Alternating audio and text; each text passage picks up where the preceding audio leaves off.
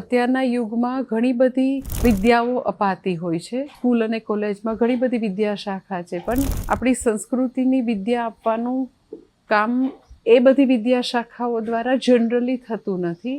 એટલે એવી એક વિદ્યા એક જગ્યાએથી પ્રાપ્ત થાય કે વ્યક્તિને વૈદિક સંસ્કૃતિનું જ્ઞાન જોઈએ છે, વ્યક્તિને સાચી પ્રાર્થના એટલે શું એ જાણવું છે, પૂજા એટલે શું જાણવું છે, વ્યક્તિને જીવનના મૂલ્યો જે છે એના વિશે જાણવું છે, અહિંસા વિશે જાણવું છે, સત્ય વિશે જાણવું છે, વ્યક્તિને આપણા જીવનમાં ધર્મનો શું રોલ છે એ બધું જાણવું છે. તો એ વિદ્યા પ્રાપ્ત કરવા માટે એક એવું સ્થાન ઊભું કરવાની જરૂર હતી. એટલે વડોદરા ખાતે આપણે આર્ષ વિદ્યા મંદિરની સ્થાપના કરી, જે અંતર્ગત વિદ્યાર્થીઓ ભગવદ્ ગીતાનું, ઉપનિષદનું, આપણા બધા શાસ્ત્રોનું અહીંયા સારી રીતે અધ્યયન કરી શકે. ખાલી સ્કૂલ અને કોલેજના વિદ્યાર્થીઓ નહીં, બધી જ વયના